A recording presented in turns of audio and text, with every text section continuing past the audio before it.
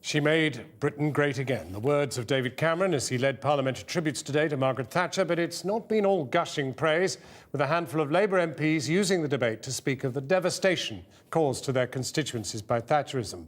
Earlier, more details were released of next week's funeral arrangements for Baroness Thatcher. We're joined now from the Central Lobby at Westminster by our political editor, Gary Gibbon. Gary.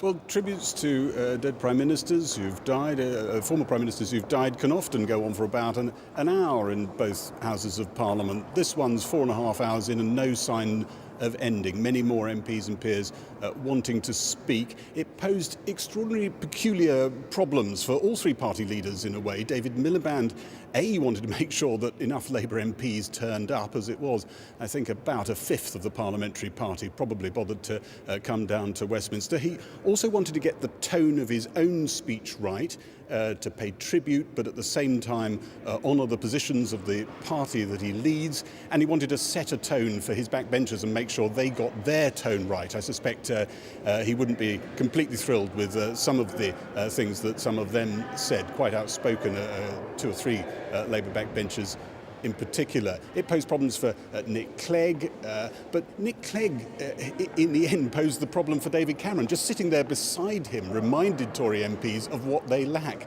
A majority and that type of politics that Margaret Thatcher did that goes with a majority. And I think David Cameron, who before he came to power once talked of himself being the heir to the Blair, here trying to show that in fact he's the heir to Thatcher, confused some MPs. You could hear some of them looking for, as it were, some of the certainties of the old Thatcher era.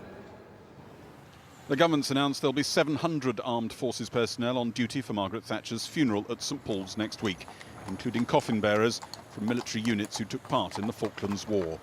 Number 10 said the cost of the service would be published after the event, but defended that and the costs involved in recalling Parliament from its break for tributes to Margaret Thatcher. Empty Labour benches on the right show not everyone thought it worth the journey.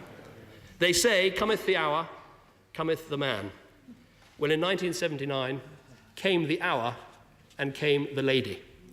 She made the political weather, she made history, and let this be her epitaph, that she made our country great again. And I commend this motion to the House. Yeah. The Labour leader acknowledged that Margaret Thatcher had been right about some aspects of the economy, about the Falklands and the Soviet Union. But it was in keeping with her spirit to say where he thought she was wrong. In mining areas like the one I represent, communities felt angry and abandoned.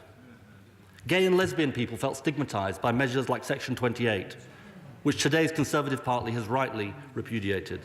Ed Miliband hoped he'd set the tone for other Labour MPs' contributions, but tempers, normally under control for tribute sessions, soon heated up. When I made my maiden speech, Thatcherism was still reeking as it had reeked for the previous decade, the most heinous social, economic and spiritual damage upon this country. What was so unfortunate was what I can only describe as the indifference and at times almost a brutal contempt for those who lost their jobs. I was made redundant at the time he said, I set up my own business due to Thatcherism and I made a success and here I am now preaching it forward. What he said very much expresses Thatcherism. I was made redundant, he says. I found another job. Here I am today. What about all the others who were not in a position? One Tory MP remembered what a taxi driver said to him recently when he dropped him off at Margaret Thatcher's house. He said, "You're fair tonight, Gov, as you go in there and you tell her from me, we ain't had a good un since."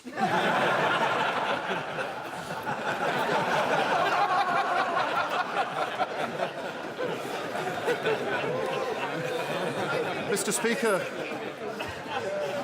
Speaker, I imparted this message to Margaret, who looked at me and said, "Well, he's quite right." Absolutely, says a Tory MP behind him. David Cameron went down to hear the House of Lords tributes. Paddy Ashdown described her former ministers sat in front of him as old volcanoes. Her ally Norman Tebbit revived memories of the bitterness of her downfall. I think I do regret that because of the commitments I had made to my own wife, that I did not feel able either to continue in government after 1987 or to return to government when she later asked me to do. And I left her, I fear, at the mercy of her friends. That I do regret.